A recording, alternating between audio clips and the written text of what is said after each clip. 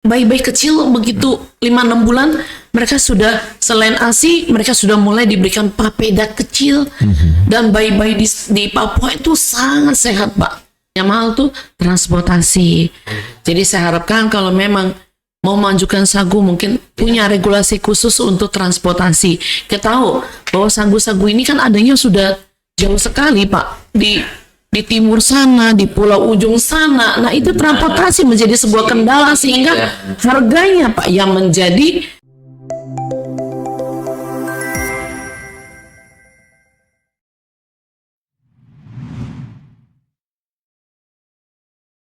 Ngopi bareng MJH, ngobrol santai penuh makna. Bersama Prof. Muhammad Jafar Hafsa, cerita petani penuh inspirasi. Ibu, ini kan sagu itu umur 8 tahun tadi, kemudian dipotong, kemudian diambil bagian batangnya Pak. batangnya. Iya, diparah. Kalau satu pohon itu, Ibu bisa, misalnya berapa kalau dijadikan Kan tepung kering. Nah, Oh. berapa banyak Ratusan kilo sampai Betul. di atas 500 kilo per satu pohon? per satu pohon. Ya Malah Allah, ya. yang besar itu bisa 700-800 kilo Pak. Dan jadi bisa satu pohon itu biasanya bisa ditebang satu buat makan mungkin 1 bulan buat Keluarga. berpuluhan keluarga gitu ya. Iya. Jadi dari bayi kecil begitu 5-6 bulan mereka sudah selain ASI mereka sudah mulai diberikan papeda kecil dan bayi-bayi di Papua itu sangat sehat Pak. Makanannya cuma ASI, ibu dan papeda. Luar biasa kan Pak? Ibu, saya pernah mengerjakan proyek pencetakan sawah di Maluku ya. Kemudian diantar oleh kan kita adakan pendamping orang lokal situ. Dia cuma beberapa kerat sagu saja dibawa sebagai bekal. Kalau dimakan sudah tahan 1 hari. Begitu kan? Iya, Jadi berarti lebih tahan ya. betul, karena gini Pak, mengapa dikatakan sagu dapat menjadikan pengganti karbohidrat terbaik Pak? Memang sagu ini memiliki karbohidrat yang tinggi. Tinggi, yes, kadarnya ya. Kalau mereka bilang takut karbohidrat yang tinggi, jangan salah. Itu karbohidrat yang kalau kita makan tidak langsung dicerna karena memiliki serat dan juga memiliki banyak zat besi. Iya, betul. Dan juga mempunyai purin yang sangat rendah, jadi cocok banget buat yang sakit asam urat. Purin rendah ya. Terus gula juga. Nah ini yang selalu rendah gula, gluten free. Jadi yang kalau saya bawa ke luar negeri yang sangat menarik untuk para calon pembeli itu adalah gluten free yang alami, Pak. Tidak ditanam. Saya bilang ini from our forest gitu ya, dari hutan kami yang tidak ada campur tangan manusia. Oke, baik. Jadi ibu tadi sekarang kan ibu berbisnis sagu, kan? Ibu diapain sagu yang bisnisnya ibu itu?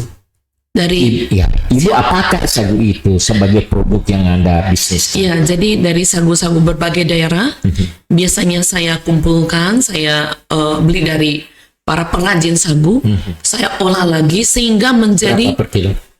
macam-macam, Pak. Macam-macam. Jadi terutama syaratnya harus sagu yang cukup umur ya. Jadi harus benar-benar memilih sagu tua yang cukup umur untuk dipanen. Itu hasilnya di atas 8 tahun, 10 tahun, 15 tahun. Baik. Nah, sagu itu berbagai macam, Mbak. Jadi ada kalau di Ambon ada sagu tuni, sagu merah, macam-macam, Mbak. Jadi itu adalah varietas unggul kita. Saya berharap kalau ada bagian pemerintah yang punya regulasi, jaga ya bibit kita jangan sampai keluar. Pesan saya gitu ya. Menurut ini menjadi sebuah bibit unggul kita yang kita bisa tanam di sepanjang sungai. Jadi ke depan Pak itu nggak usah dipupuk, nggak usah dilayani, dicuekin aja. Cuekin aja dia tumbuh, itu menjadi ketahanan pangan buat anak cucu kita masa depan. Oke, saya ulangi Bu, si Ibu ngapain itu? Setelah saya jadikan tepung yang sudah hygienis. Ya, jadi tepung dijadikan tepung higienis. Hygienis, jadi dari berbagai sagu yang saya Itu kan gunakan kalau ibu jenis. beli begitu kan masih Ya macam-macam lah saya betul. seperti kasar ya, Pak. Ya, betul. Nah, ibu jadi Saya olah lagi. ya Saya jadikan tepung yang higienis. 80%. Kemudian Jadi 1 kilo menjadi 0,8 kilo. oh ya pas 50%. Oh, 50%. Sagu basah sama sagu kering 50%. Ya, oh ya. Karena sagu kering ya.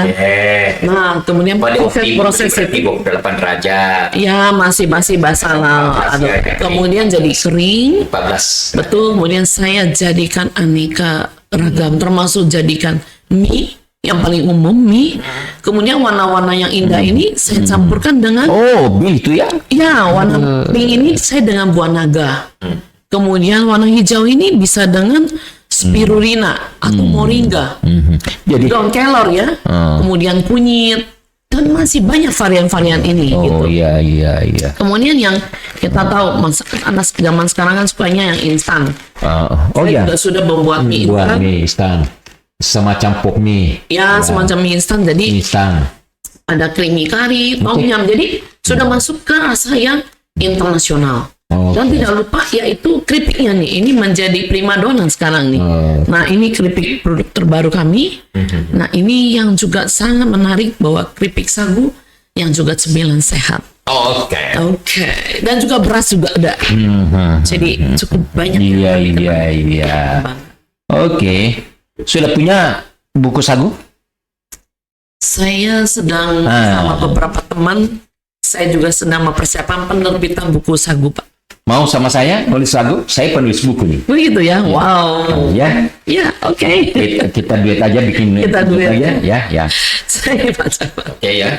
Nah, Ibu kemudian itu kan setelah bagi perspektif sekarang kan Ibu ya sebagai salah satu pengusaha sagu ya, salah satu ya. Siap. Yes. Kemudian volume usahanya kan sudah tertentu. Nah, Ibu berkembang atau membesarkan daripada usaha-usaha Ibu ini perspektif ya begitu. Artinya Ibu ya kan sekarang ya memproduksi ini perjalanannya produknya berkembang kan? Ya pasti berkembang, Pak. Oh, Biarpun memang luar biasa. perlu kerja keras. Iya. Memperkenalkan masyarakat paling susah, mempopulerkan, Ada ya kan- namanya bilang Adakah bisnis yang tidak kerja keras? untuk mempopulerkan sesuatu Ya. itu iklannya mahal, Pak. Ya, ya. Jadi mungkin Pak Jafar punya ide-ide bisa mempopulerkan sagu Oke. tanpa saya harus menjual rumah kesekian, Pak. Karena untuk mengembangkan ini saya cukup berkorban, Pak. Saya jual rumah, jual tanah, jual ruko. Wow. Bagus sih Bu. Orang jual tanah jual rumah untuk menjadi caleg tidak terpilih. Saya benar-benar, Pak. Oh, luar biasa. Saya banyak jual properti saya untuk ngembangin sagu. Jadi kalau mau bilang sudah untung belum? Ya belum. Tapi Masih. nyerah nggak? Enggak. Iya. Maju nggak? Maju. Sekretaris saya yang dapatkan Ibu itu saya sendiri sih. Hah? Luar biasa. Terima kasih Pak Jafar. Luar biasa. Semoga ini Nah. bisa lebih memacu kita semua lebih semangat. Jadi yang pertama, lanjut dulu Bu ya, lanjut dulu Bu. Kita sudah berapa lama kita nih? Udah 30 menit nih. Nah, kemudian Ibu itu kan sebagai pengusaha juga saya tahu ya bahwa Ibu juga aktif di organisasi ya. Ya. Apa makna? Kenapa Ibu masuk organisasi-organisasi seperti Yes. WAPI, seperti apa gitu kan? Coba jelasin. Ya, saya pikir begini Pak. Kalau kita maju sendiri itu biasa, tapi maju bersama itu baru luar biasa. Sejak Ya, untuk apa saya maju sendiri? Tim saya juga harus maju. Karyawan saya juga ikut saya sudah belasan tahun, mereka juga harus ikut maju. Kemudian saat ini adalah saat berkolaborasi, Pak. Sekarang zamannya berkolaborasi. Kita lihat bahwa berapa banyak pendatang baru yang datang ke sini, Pak. Mereka pun berkolaborasi. Mereka pun berusaha mencari partner-partner lokal. Kebetulan saya memang fasih Mandarin, jadi cukup banyak teman-teman dari Tiongkok datang untuk berdiskusi, mencari partner-partner ya agar bisa dikolaborasikan. Jadi saya juga bekerja sama, saya juga ditunjuk oleh Pak Adi Lukman Gapmi jadi pengurus, yang mudah-mudahan saya juga bisa bermanfaat lagi untuk mengangkat pangan kita, Pak. Lukman, sebelum Lukman siapa ketua? Saya tahunya Pak Lukman. Oh, sebelum-sebelumnya teman-teman saya sih. Gitu ya, saya tahu Pak Lukman. Kemudian Iwapi juga terima kasih kepada Bu Nita Yudi yang memberikan saya kepercayaan dengan seluruh tim untuk memajukan pengusaha wanita di Jakarta Utara. Ketemu Ibu siapa? Ibu Ketua Umum Ibu Nita. Nita, salamnya. Nita Yudi. Nah, Siap. pernah saya temannya banyak. Siap. Oke. Pernah ke rumah tuh Ibu kita. Saya kenal baik sama Iya, luar istri biasa. saya. Bu Nita juga luar biasa. Sama-sama istri saya aktif di Kowani. Oh, enak Kwani. Iya. Kita berangkat kemarin ke Amerika. Moskow Moskow ya. dengan Kwani juga, Bu Nita Yudi. Moskow Amerika kemarin ikut. Saya Amerika belum, saya ke Rusia. Ya, bulan Mei kemarin yang forum. Putri saya sekarang wakil ketua umum Kowani ya. Luar biasa. Wah, saya beruntung sekali ya. Lanjut lagi. Nah, bisa saya pahami Ibu, industri Ibu ini bentuknya bagaimana? Apakah bagaimana besar, bagaimana apa Masih itu? sedang dikembangkan. Iya. Masih, menurut saya masih sedang saya Jadi kembangkan. UMKM ya, melibatkan banyak Iya, ini masih padat karya. padat karya. Padat karya. Saya juga salah satu yang ikut program pemerintah menyediakan dapur MBG SPBG. Kamu di punya Kelapa dapur Gading. berapa? Saya baru satu. Kan dia mau bikin dapur. Baru satu. Belum. Yang berikutnya. Pertama saya ikut itu cukup awal di Desember tahun lalu. Tujuan saya itu ingin memperkenalkan kepada anak-anak sekolah di Jakarta nanti ini kita kasih sagu ya. untuk Ya, sagu gitu. bagus. Ibu ini memang pejuang Indonesia. Hanya sagu yang saya bagaimana caranya Iya. biar banyak masyarakat kita yang kenal sagu. Tapi saya senang juga Pak di Sagu Lisus Cafe Resto saya yang terletak di Kelapa Gading ini telah menjadi tempat kunjungan buat teman-teman yang penasaran tentang sagu dari berbagai daerah. Dari wisata kuliner toh. Betul, saya juga siapin topi-topi Papua, baju-baju. Jadi Ya. senang banget menjadi tempat. Akhirnya saya memperkenalkan sagu ini dari kebudayaannya. Sayangnya kamu belum pernah undang kita. Nah, setelah ini saya undang Pak Jafar dan seluruh tim. Mari kita nikmati sagu di Sagu Lisus Cafe Resto. Saya kan diskusi langsung dengan Anda waktu-waktu, apakah ke kantor sini atau saya di kantor Anda. Baik, kemudian Ibu, saya kan kalau ke Ambon, saya dilayani sama, maafkan ya, saya di rumahnya gubernur. Oh ya, waktu itu tentunya kalau makan sagu ya, taruh bahwa ya makan sagu ya karena Papeda. ya papeda. Ya. Itu kan di piring dihisap tuh dan itu hebatnya sagu. Karena dia harus selalu ada ikan baru bisa toh. Itu kan. Cocoknya ikan. Ya, tidak bisa kalau tidak ada ikan. Iya. Jadi ini disedot ya. Nah, itu yang menarik. Tapi dengan minyak ini kan berarti Tidak cair seperti kalau langsung ya. berbeda. Nah, oke. Ibu, jadi yang ini saya ketahui. Apakah Ibu tahu bahwa masih berapa banyak konsumsi utama ya orang Indonesia, taruhlah persennya Bu. Tentu Ibu sudah pelajari berapa persen masyarakat di Indonesia itu yang menjadikan sagu sebagai makanan pokoknya. Menurut saya makin berkurang, Pak.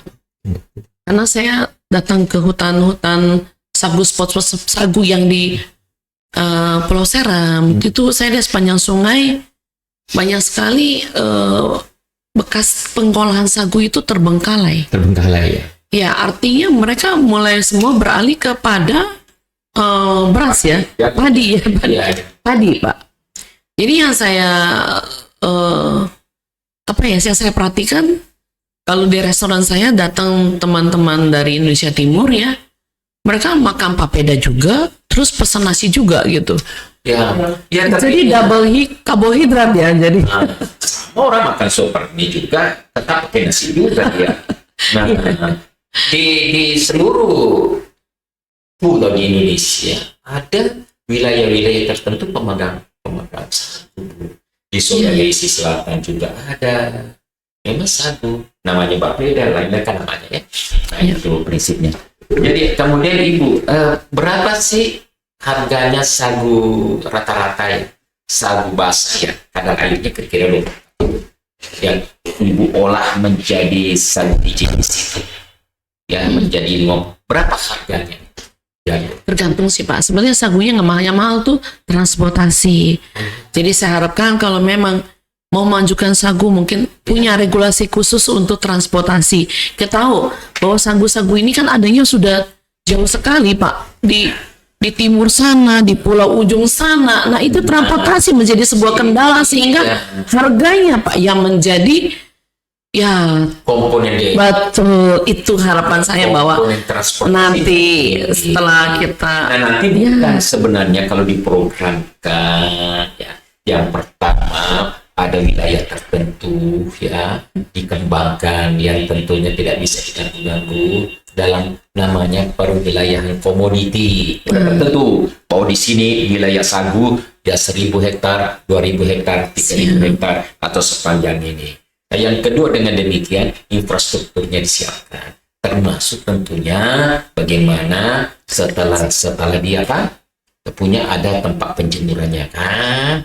kita pakai alat modern Pak untuk menjemur sehingga higienisnya. Jenisnya ada gudangnya dan lainnya. Dari situ dengan volume tertentu transportasi menjadi lebih murah kan begitu. Iya, Itu kalau diprogram. iya memang saya Sekarang kita harus berjuang sekarang bagaimana sagu itu juga mendapatkan tempat ya di program-program pemerintah. ya saya siap Pak, kalau memang dibutuhkan pemerintah saya siap Pak untuk saya menguasai teknik-teknik ini. Saya ingin kembangkan juga di beberapa daerah yang memang potensi sagunya masih tinggi, masih banyak. Ya, saya juga berharap Pak Jafar bisa kerjasama dengan gubernur di Ambon, di Papua. Ya, betul. Ya, saya siap sih Pak, siap. Ya. Siap dilibatkan, Pak. Itu seperti di Makassar, ada jasa tapi tidak diapa-apain. Nah, sayang sekali. Ada luar saja toh. Betul, mati sia-sia Pak yang saya bilang itu. Ya. Nah, Puluhan triliun itu Pak. puluhan triliun ya. Itu baru hitung kasar. Tapi kalau sudah jadi komoditi, jadi produk, harusnya berlipat lagi Pak. Mudah-mudahan setelah podcast ini kita bisa punya peluang yang lebih baik untuk memajukan dan mempopulerkan sagu. Dan juga penyerapannya Pak Jafar menurut saya kita bisa buat. Tapi Bapak tahu untuk jualan kita masuk ke setiap modern market itu tidak murah. Harus bayar listing fee, kan begitu. Setelah itu harus taruh barang dulu, bayarnya nanti. Nah, ada lagi kalau yang masih baru sistem konsinyasi itu kan betul itu kan. Baru dibayar. Nah itu tidak mudah. Nah harapan saya bahwa ini kita sudah jadi untuk instansi untuk berilah kesempatan. Kalau dari Bulog pesanlah sagu, iya kan? Jadi dibelilah oleh pemerintah juga gitu. Nah kalau dari sagu itu jadi tepungnya sudah higienis itu tahannya berapa lama? Nah ini yang luar biasa. Tepungnya saja Pak, itu taruh bertahun-tahun tidak akan rusak. Lebih kuat daripada pohonnya. Pohonnya ya sudah. Saya pernah sampai sekarang saya punya di Papua, saya masih punya stok Pak. Kalau saya ke sana di produk mie aja nih Pak. Mie yang seperti ini Pak, udah 4 tahun kita masak tidak berubah. Rasanya masih sama. Kemudian tidak berkutu, tidak berjamur. Kita taruh seperti ini. Dengan kunyit ini udah pengawet alami. Sagu sendiri kita tepung sagu itu nggak ada yang makan, Pak. Tikus juga nggak makan. Kemudian juga kalau singkong malah dimakan. Terigu apalagi gitu ya, berkutu langsung. Beras apalagi. Ini sagu benar-benar ketahanan pangan. Tepung sagu ditaruh dengan baik itu bertahun-tahun tidak berubah. Paling sedikit menguning tapi tidak merubah rasa dan tekstur dan aroma. Luar biasa kan? Ini barulah ketahanan pangan yang sesungguhnya. Baik, apa harapan-harapan Ibu kepada masyarakat, kepada pemerintah dengan sagu ini? Oke, untuk masyarakat, yuk, kalau kita punya yang terbaik, kenapa cari yang lain? Cinta produk Indonesia, hanya kita lah yang bisa mempertahankan ekonomi kita, bangsa kita, kemajuan kita, dari kita sendiri. Mungkin saya bersama keluarga dan seluruh karyawan saya mungkin sudah sedikit sekali kita makan terigu dan nasi. Saya biasakan makan sagu. Dan terbukti mereka lebih sehat. Gula darahnya turun, asam lambungnya baik. Buat yang sakit lambung akut, ternyata sagu ini bisa menyerap asam lambung yang tinggi. Saya juga bekerja sama dengan BRIN dan sudah mengadakan percobaan langsung kepada tubuh manusia setelah makan mie sagu, diukur darahnya, kadar gula darah ternyata termasuk yang rendah gula. 80. Bagus sekali. Jadi untuk pemerintah, marilah berilah para pengusaha sagu gitu ya peluang yang lebih besar, bahwa kita nggak berjuang sendiri, hasil produk kita juga bisa dipesan ya. Jadi buat rumah sakit yang banyak penderita diabetesnya dan juga anak-anak yang tidak boleh kena gluten ya. Jadi inilah pilihan yang sangat baik. Mudah-mudahan tergerak hatinya dari Kementerian Kesehatan, kemudian olahraga atau perindustrian dimanapun. Mari, kalau semua lapisan masyarakat dan pemerintah bisa memberikan peluang untuk sagu, maka benar-benar sagu kita berdaulat dalam negeri sendiri, Pak. Luar biasa. Saudara-saudara, sahabat-sahabat petani, kemudian masyarakat tani, organisasi profesi tani, dan juga pengamat-pengamat pertanian. Sagu ini merupakan makanan alternatif untuk karbohidrat. Dalam rangka diversifikasi, sungguh-sungguh bagus sekali beras dikombinasi ya dan disubstitusi ya dengan sagu. Sagu kita di Indonesia sudah dari nenek moyangnya sudah ada. Malah sekarang tentunya kita kategorikan hutan sagu, bukan? Tumbuh sendiri, tinggal dipetik saja dan diolah, kemudian sudah langsung jadi makanan. Yang kedua, sagu khasiatnya tinggi, ya, karbohidratnya bagus, juga mengandung protein, kemudian mencegah beberapa penyakit, misalnya gula, ya diabetes, macam-macam semuanya sagu lebih tangguh. Dan yang ke hal lain, sagu itu lebih tangguh, ya, lebih tahan. Kemudian di tanamannya sendiri tidak hama sentris, ya, tidak disukai oleh hama atau tidak ada hamanya, ditanam langsung cuma ditinggalkan, ya. Malah pernah dibudidayakan, terkadang kita mengatakan tidak dibudidayakan, dia tumbuh sendiri dan itu lebih tahan untuk dibudidayakan dibandingkan tanaman-tanaman pangan lainnya, ya, karbohidrat lainnya. Oleh karena itu pemerintah kita harapkan memberi ruang juga. Kementerian Pertanian memberikan juga prioritas kepada bagaimana pengembangan pemantapan sagu ini dalam rangka diversifikasi. Dengan sagu ini kita punya nenek moyang punya makanan, dan dengan beralihnya ke sagu atau substitusi sagu, kita akan lebih kuat dan lebih tinggi ketahanan pangan kita, kedaulatan pangan kita seperti yang diinginkan oleh Presiden kita Prabowo. Demikian, Jane, terima kasih ya udah datang. Terima kasih. Nanti kami undang lagi, masih banyak pertanyaan-pertanyaan yang harus Ibu uraikan, ya, sampaikan kepada, karena Ibu Yeni ini termasuk pejuang sagu. Terima kasih, Jane. Makan dulu nih, baru kita nanti podcast lagi ya, bisa ceritakan apa rasanya. Yes. Tak kenal maka tak sayang. Baik. Saya tunggu Ya. di Sagwises Cafe Resto. Baik. Demikian pemirsa sekalian, terima kasih Anda bisa mengikuti podcast, ya, ngobrol bareng dengan NJH pada podcast yang ini. Assalamualaikum warahmatullahi wabarakatuh. Waalaikumsalam. Ngopi bareng MJH, ngobrol santai penuh makna bersama Prof. Muhammad